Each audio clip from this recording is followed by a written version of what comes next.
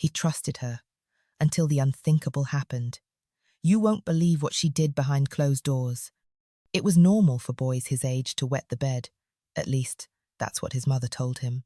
You'll get over it, she had said, but this did not comfort Kevin at all. He could not explain everything that was happening. Ever since he started this new game with Auntie Martha, he always felt unusually anxious the moment he stepped into her house. His heart would beat faster than usual, and he could feel the pounding in his chest. He just wished his parents would start coming back from work early so that he could stop experiencing all this soon enough. Kevin had to stay at Auntie Martha's place because his parents worked long hours and often returned late at night. Since she lived just next door, his parents thought it was best for him to stay with her after school rather than being home alone. Auntie Martha had always been friendly with the family, so they trusted her completely. This started affecting his attention in school. Kevin, who was one of the brilliant pupils in class, could no longer concentrate on schoolwork. He no longer enjoyed playing like before. While his friends played in the school field during break time, Kevin would just sit in a corner, lost in thought, images of Auntie Martha's body flashing in his mind. His class teacher soon noticed this sudden change in his behavior. Mrs. Anine was a loving and easygoing teacher. All the students loved her for her playfulness and kindness. But one special skill Mrs. Anine had was her gift of observation. Mrs. Anine could easily tell when a student was feeling bad or had a mood swing. This unique trait made it easy for her to connect with her pupils. She had been observing Kevin for a while and knew something was wrong. He used to be a fun-loving and lively boy, but now he was mostly absent-minded and gloomy. After teaching in class one day, she asked Kevin to wait behind and see her at her desk. "Kevin, is anything the matter? You seem lost these days." Kevin stood in front of her desk, his head bowed in shame. He was contemplating whether to tell Mrs. Anine or not. He tried to speak, but the words felt too heavy for him. "No, Ma, everything is fine," Kevin lied.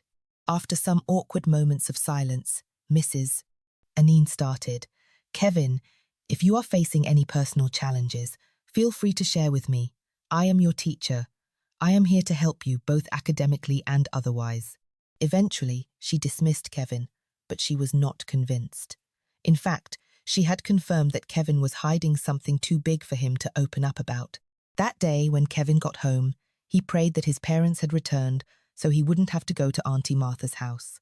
But alas, everything was just the same. He stayed at Auntie Martha's house, and as usual, she played her game. "Kevin, come here," Auntie Martha called, patting the couch beside her. Kevin hesitated, then slowly walked over. "You know this is our little secret, right?" she said, running her fingers through his hair. "You don't want to make Auntie sad, do you?" Kevin shook his head, his heart racing. "No, Ma." "Good boy," she smiled. "Now let's continue our game. You remember the rules, don't you?" Kevin swallowed hard. He wanted to run, to scream, but he couldn't. The fear gripped him like a vice. This time, though, something different happened. While playing her game, Kevin noticed that his body reacted in a way that sent fear down his spine. He swore to open up to Mrs. Anine the next day. The next day at school, after a lesson, he walked straight to Mrs. Anine's desk. With his head bowed in embarrassment, he began, "Auntie, I have something to tell you." Mrs. Anine leaned closer, paying full attention as she wore a very serious and assuring look. Kevin looked around, ensuring nobody was eavesdropping. Then he leaned in closer and whispered into her ear, "It's Auntie Martha, our neighbour at home. She does things to me and makes me do things I can't explain." Mrs. Anine was shocked. She paid close attention as Kevin narrated his experience. "Kevin, you have done well," she started, giving him a hopeful look. "You don't have to feel bad, my boy.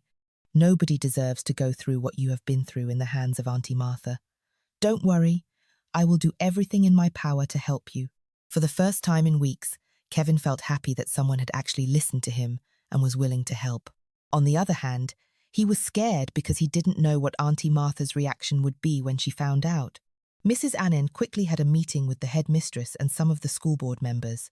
They all agreed that the matter was serious and needed urgent attention. The school authority summoned Mr. and Mrs. Okafor to the school the very next day to discuss the new development concerning Kevin. "Did Kevin get into trouble?" Mrs. Okafor asked anxiously as she sat in the headmistress's office, looking very impatient. "No, please have your seat. What we are about to discuss is even worse," the headmistress stated as she ushered them in. "Mr. and Mrs. Okafor, your son has revealed to us some sad incidents about your neighbor, Auntie Martha. Kevin said that Auntie Martha touches him every day. Are you aware of this?" "What?" Mr. Okafor thundered. He clenched his fists and stood up almost immediately from his seat. Mrs. Okafor was shocked to her core. Mrs. Anine narrated the entire ordeal just as Kevin had told her.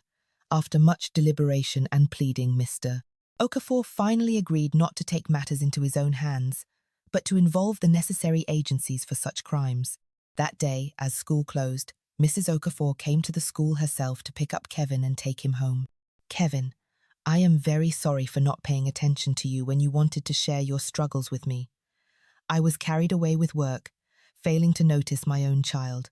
Don't worry, your dad and I have sorted things out. You will feel safe again," she said as a tear rolled down her face. That evening, Auntie Martha received a heavy knock on her door. When she went to check, she was met with the stern faces of 3 policemen dressed in black and holding guns. Mr. Okafor had returned with police officers, accompanied by Mrs. Anine and the school headmistress. "Miss Martha, you are under arrest for child endangerment," one of the officers stated. "You must be mistaken. You are at the wrong house."